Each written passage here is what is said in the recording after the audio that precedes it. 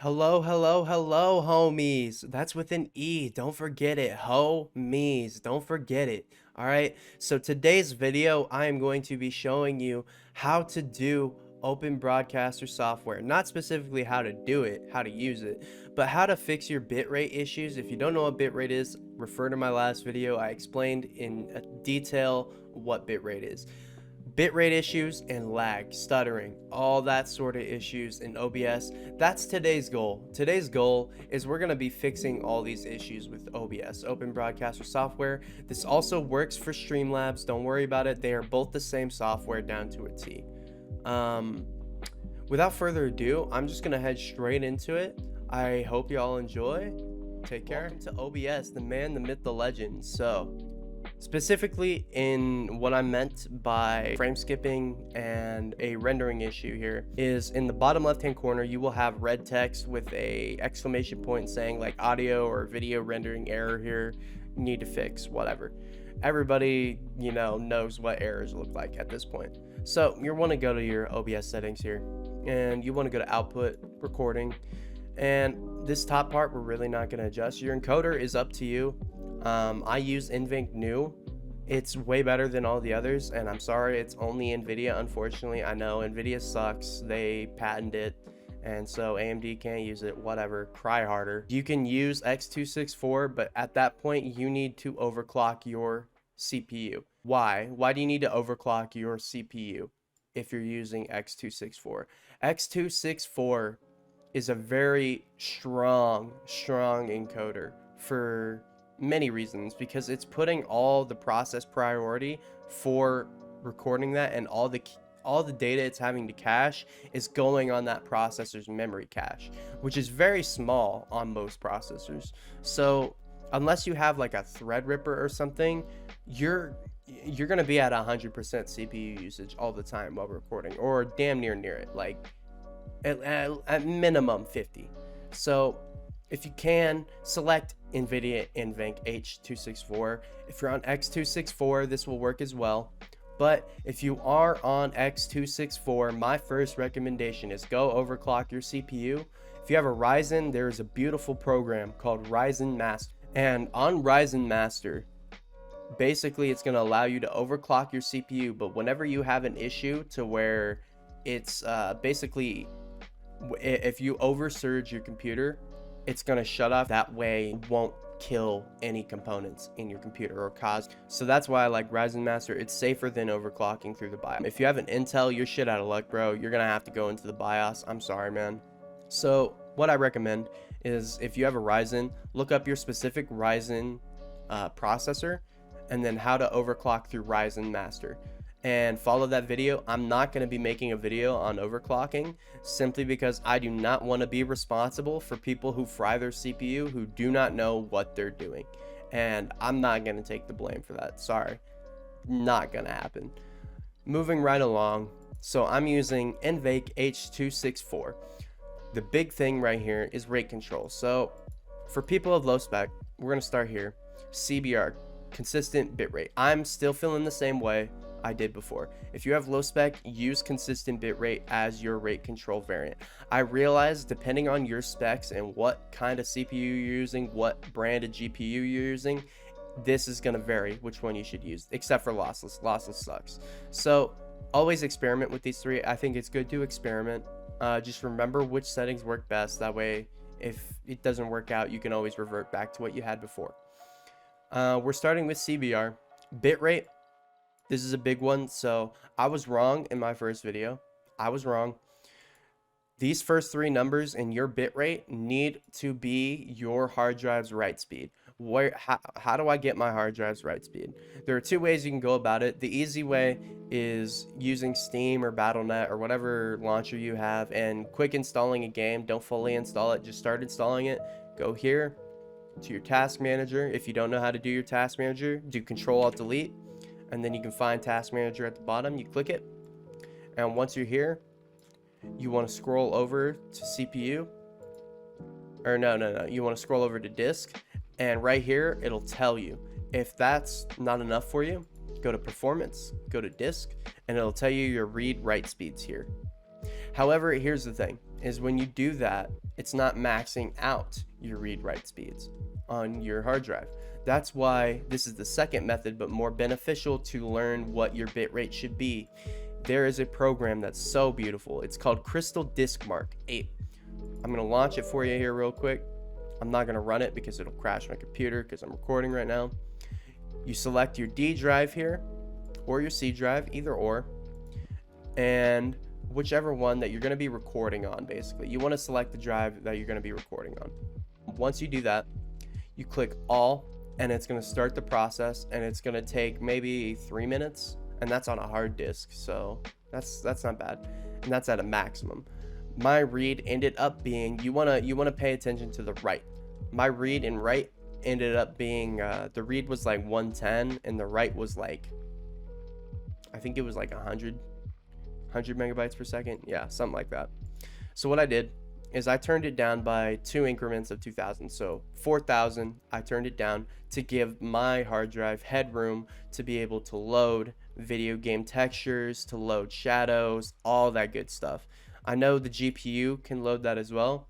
However, I'd rather not stress my GPU more than it's already being stressed by the engine of the game. That's a completely different topic for another video though. So bitrate, whatever you had your bitrate as before, ignore what I said. Put these first 3 numbers to whatever your write speed was on your hard drive. And once you do that, turn it down by about 4,000 to 5,000, maybe 6,000 just to be safe. All right. And that's going to eliminate any potential problem of you having loss of frames or a stutter because you are allowing your disk breathing room for your game to run.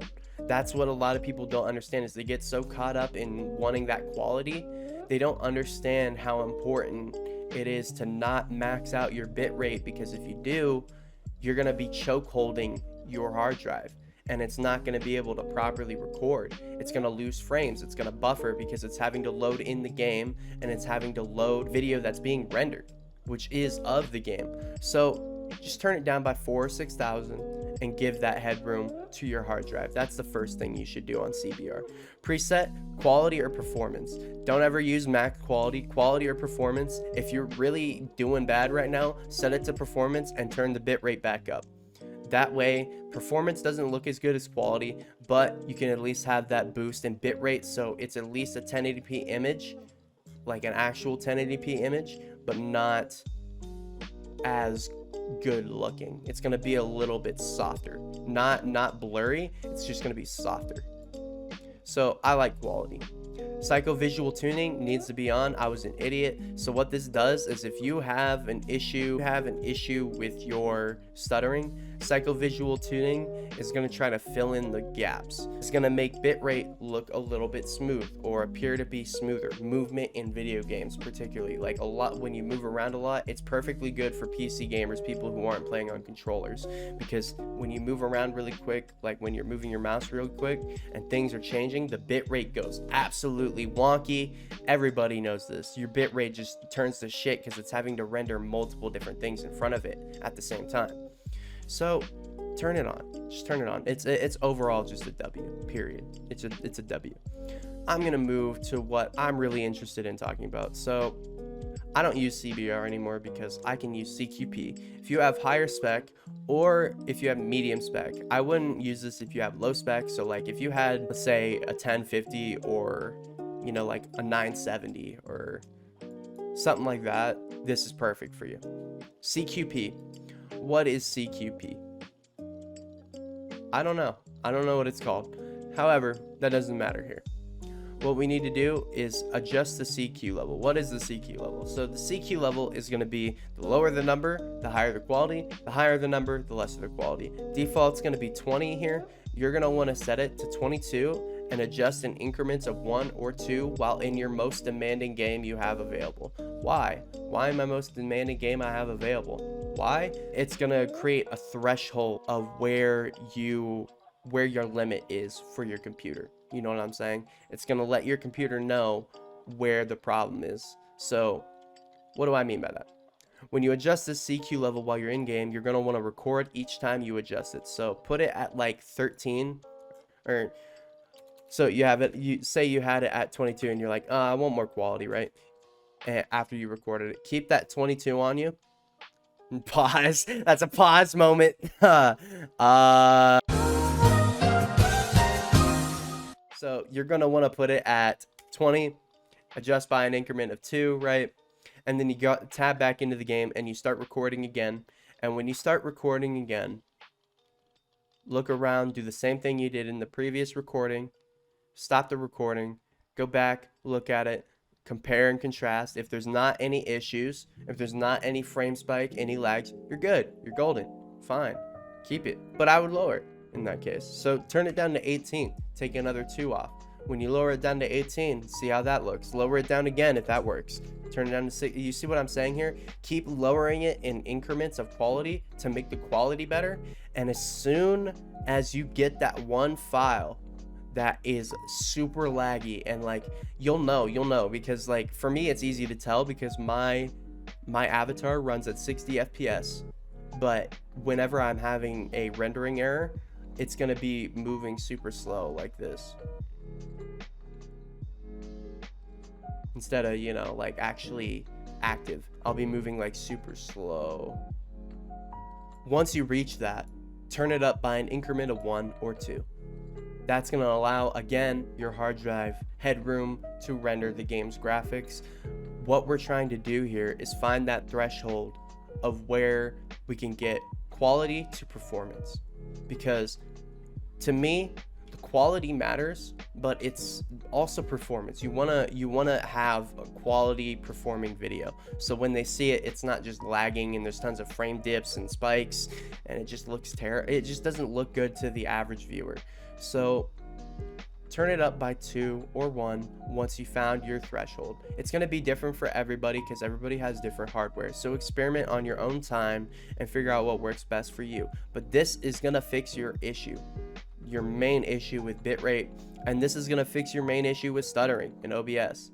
You know, people are going to tell you to do all this Windows shit, like, you know, go into your regedit, do this, do that, do that. No, there's nothing Windows required to fix the actual performance of the video, okay? Nothing is required outside of OBS to fix the performance other than overclocking, but that's only if you're using X264, okay?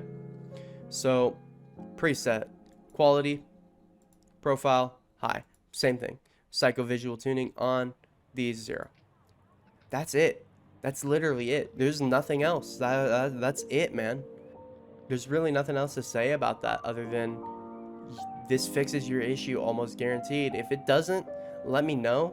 I will answer your question in the comment to the best of my ability. I always read my comments, so don't even stress it. Like, it's not even a problem for me.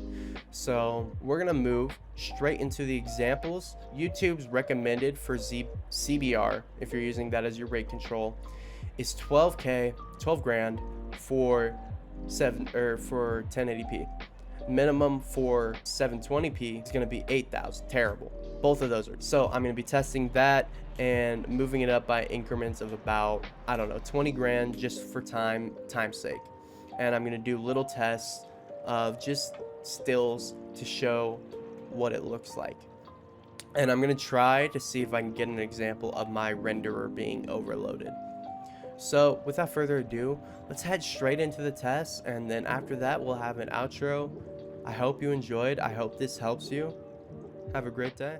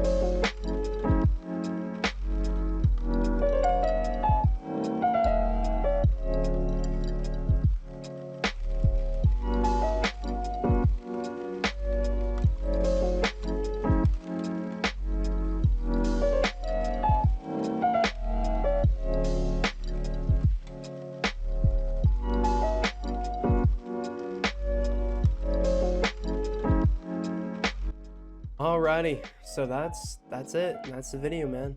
I hope you enjoyed. I know I said goodbye before, but those were the tests. I made sure to completely make sure I had nothing running in the background, no VC face, nothing. It's just raw tests of just to see how it looks. You can view the image quality, you can view performance. I mean, the performance didn't change through all the tests, obviously, you can see that. But that's because I have a fairly beefy computer, like I said before. And yeah, I don't know what to say other than I don't know. I'm surprised actually how that turned out. It turned out way better than I thought it would, to be 100% honest. Pick whatever works for you. It's all about just finding and choosing, just trying different things. So just try something new. Just, you know, experiment. Even if my settings don't work for you, just try. Keep trying. Defeat is always gonna happen. You gotta see defeat as an opportunity for success. And in this case, it's a small defeat, but I finally reaped success from it. I've spent so many hours, man, trying to do this. It's ridiculous. Anyway, that's it, y'all. Take care, homies. That's with an E. Ho-mies, okay? It's been Jake. Have a great evening, afternoon, or morning, whenever you see this. I hope I helped. Zaijian.